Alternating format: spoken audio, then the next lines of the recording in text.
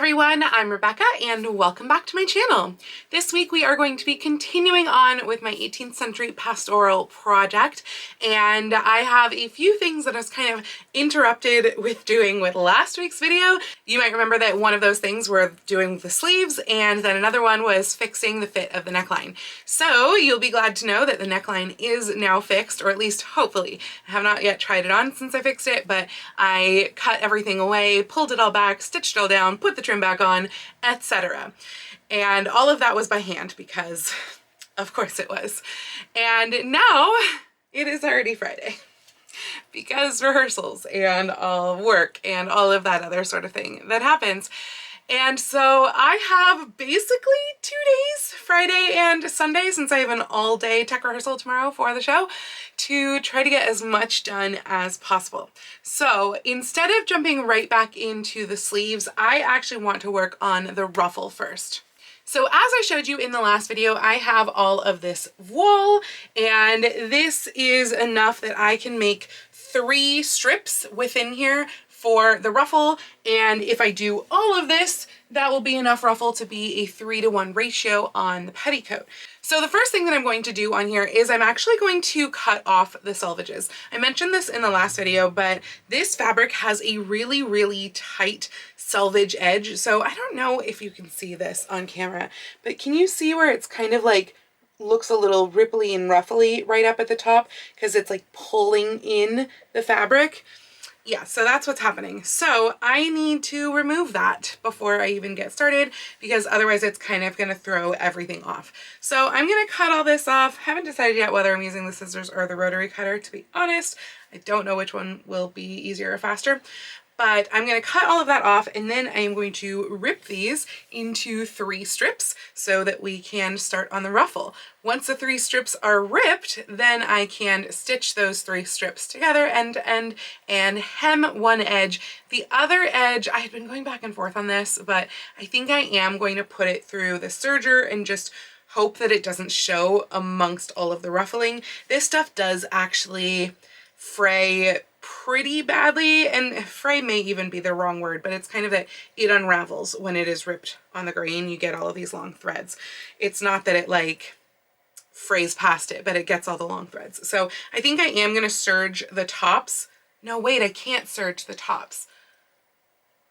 I'm going to hem both sides because I totally forgot that my plan was to have it stick up on the top and then to have it stick down on the bottom. So I've got a narrow hem both sides. Yay. Oh my god, this hemming's going to take forever. This is going to be machine hemmed though because I am not that crazy and I don't have that kind of time on my hands. So I'll probably give you some little ASMR ripping in a sec here, and otherwise I'm going to be hemming for hours.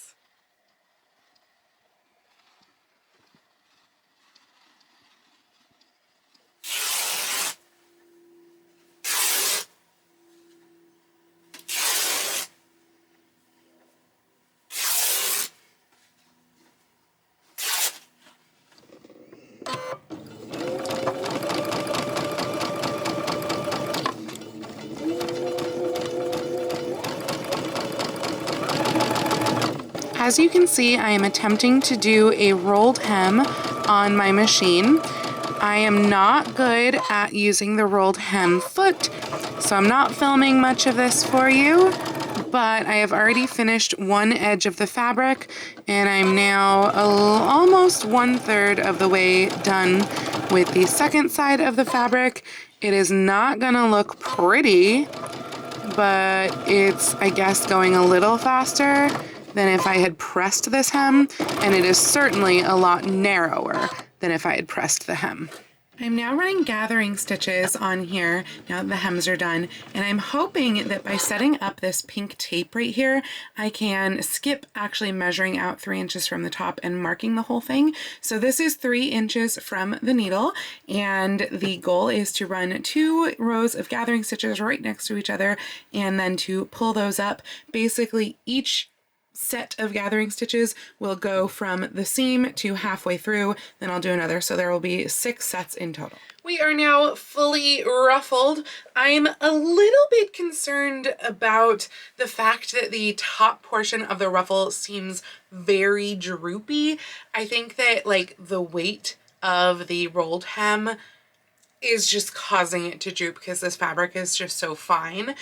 So yeah, that makes me a little bit nervous. I just kind of randomly gathered it up. I don't know that I've gathered it the right amount, so maybe when it's like actually gathered and actually stitched on with trim and everything like that, it will be a lot better. So now what is happening is that I am going to be taking the petticoat here and I'm going to mark a line with friction pen on the petticoat that is like the equivalent of where that row of gathering is on the ruffle here. And then I'm just going to top stitch the ruffle to the petticoat on the machine. It'll be dandy. I mean, obviously I'm going to pin it in place first and distribute the gathers and all of that sort of stuff, but then I will be top stitching it. And then I've pretty much decided, I mean, I do want to see it like actually how it looks all together, but I have pretty much decided that I want this trim to go over that junction spot where all of the gathering is. I think that would be really cute. It would pick up from the dress to the skirt. It would go well with the skirt, so I'm pretty sure that I want to be doing that. I have just finished the ruffle on the petticoat and I was trying to decide if it needs that flower trim or not. I do think it'll be nice to echo the flower trim from up there. And the other thing, as you can tell, is that the top of the ruffle is definitely going a little crazy. So I'm kind of hoping that putting the flower trim along here will help it like just that tiny bit more to stand up. I honestly don't know if it will. It might actually just wind up kind of being eaten by the ruffle, but I'm kind of hoping like if I attach the trim kind of just almost just above, so the bottom of the trim is equal with the gathering and everything, then maybe it'll help it a little bit to stand slightly more upright. But either way, I think it's super freaking cute. Lion, you literally just walked into my frame. I'm trying to film the petticoat, not you. Do you mind? Anyway, I have put the trim onto the petticoat ruffle here. As you can see, it feels like in some places it is actually helping it to stand upright, whereas in other places, not really. Though, of course, now that I did that, it is standing upright. So maybe it just needs a little floofing, but I do think that the trim looks really cute. I like the slight border that it gives it. Honestly, I kind of wish it was a little wider. Like if it was twice as wide, I think that kind of would be cool, but I don't have enough of the trim to do a second row, and I think that'd be overkill with that trim. So yeah, there is the petticoat and apron, and that means that the petticoat is done. All right, now that the petticoat is done, I am able to put this on again and return to working on the sleeves. And I'm really, really frustrated because the sleeve is still not working. So I last worked on the sleeves in the last video. So I'll link that video down below in the description in case you have not yet seen it. But I wound up making this sleeve, which has like a fitted liner and then the outer floof. And I talked about the patterns that I used, etc., and how I kind of put that together. And I set that in 2 or 3 different times. I forget exactly how many before I wound up having to end my sewing for the day / sewing for the week. And since then I went and I reset it again higher up the shoulder because that's been one of the biggest things is like, as you can see still, it is pulling off. You can see how it's like pulling the neckline away, which should not be happening. And it is set too far off the shoulder.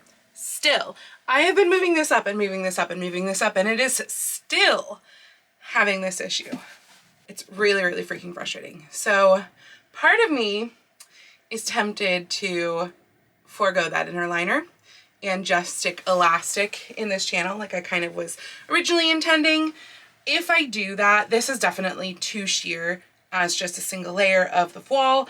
I am pretty sure I do not have enough of the voile to cut 2 layers of the voile, like just cut the sleeve, because yeah, just confirming, this is how much I have left. This is the length of the fabric, and this would be the width, the only width of the fabric.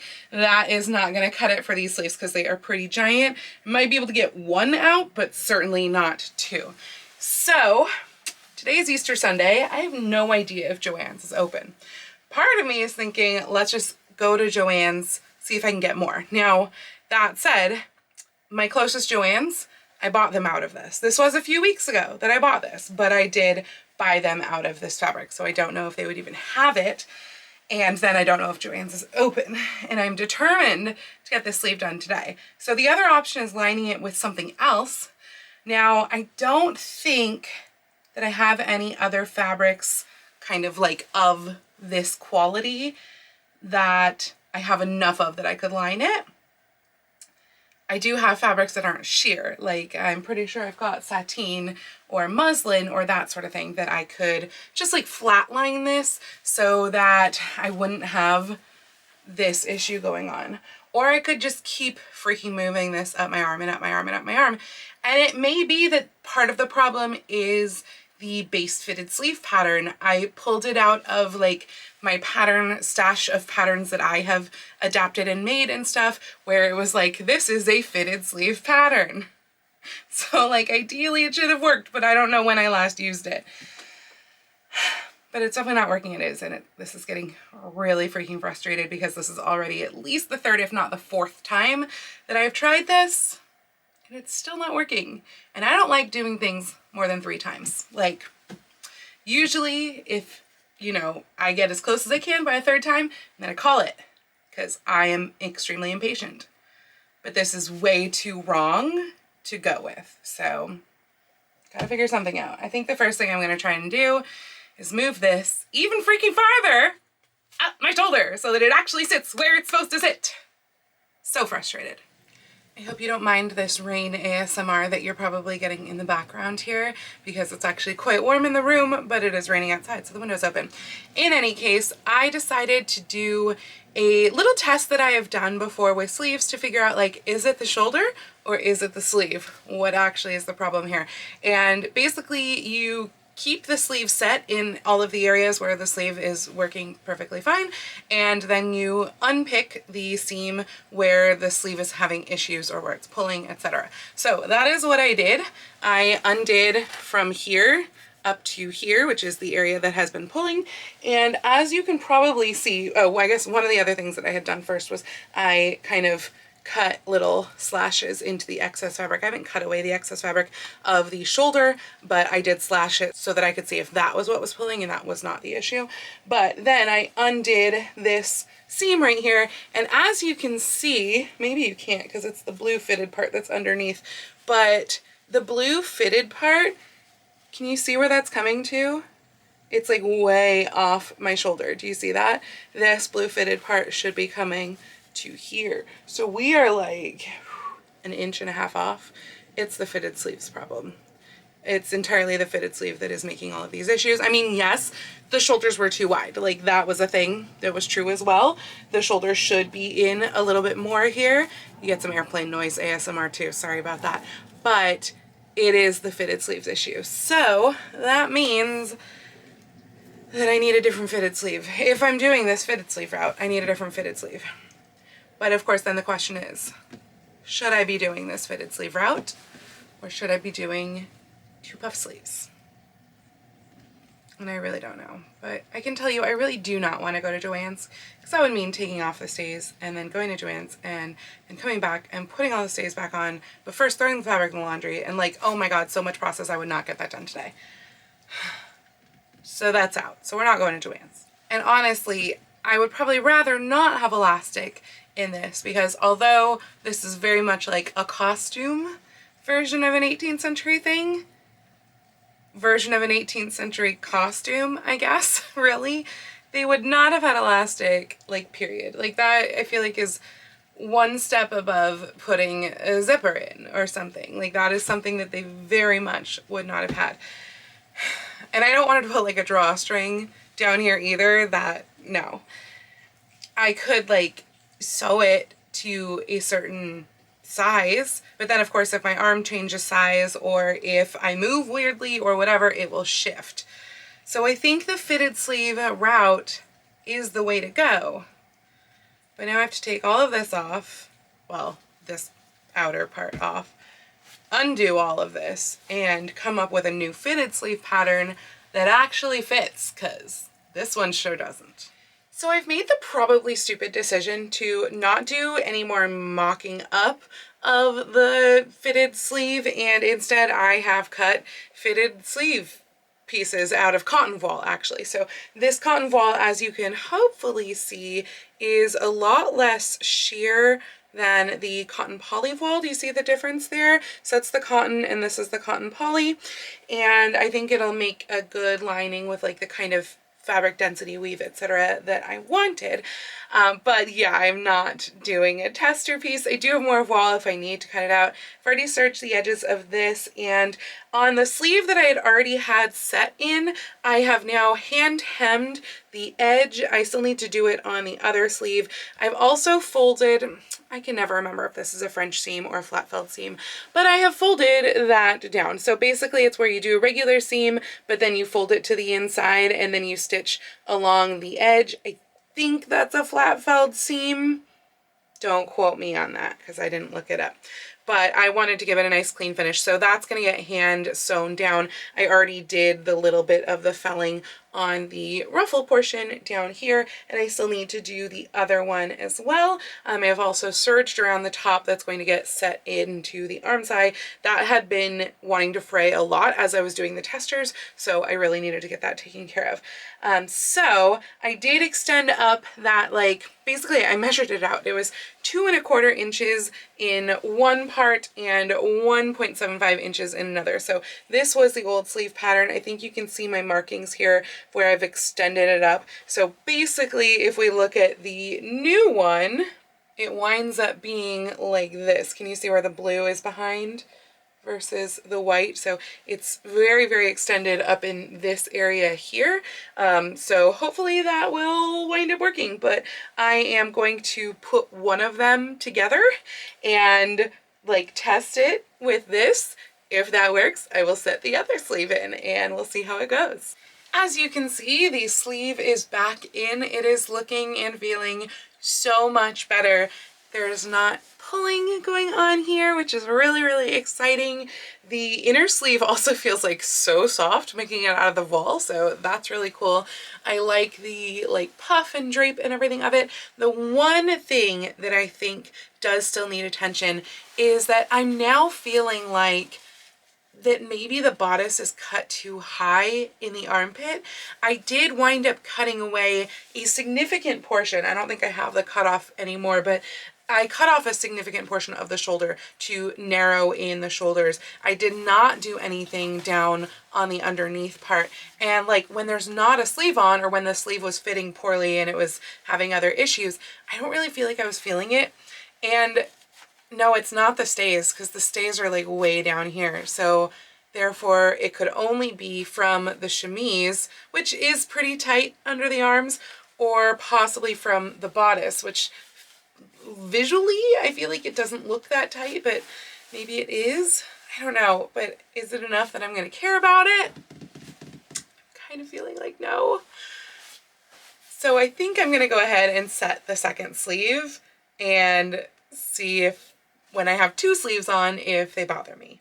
One other step here that I forgot to mention is attaching the two layers together at the elbow. So what I did was I hemmed each of these separately. This layer I hemmed by hand, this layer I hemmed by machine because no one's going to be able to see it, but just turning each one in twice. And then I pulled up the gathering stitches here and just made sure that they would fit the inner portion of the sleeve and pinned them all in place. I matched up the edge here, like the seam allowance, or the seam, I guess technically, because one is a felled seam and one is just a pressed open seam. So I matched that up and pinned that all and then stitched over that. I am still thinking I'm planning to add like bows or something like that around here. Haven't figured out that whole ribbon situation yet, and that's not going to happen this week, unfortunately, since that would involve a trip to the store. So yeah, that'll come later. Hopefully next week. This project is never ending, but let's go ahead and do the other sleeve now. All right, I have two sleeves. Look at that. They are very, very comfy and very floofy. I'm glad that I didn't worry about doing anything to the underarms because I think it's actually feeling just fine. So yeah, I did not reset the first one and I set the second one in exactly the same as the first one. And I think they're so cute. Like, they're definitely what I was going for.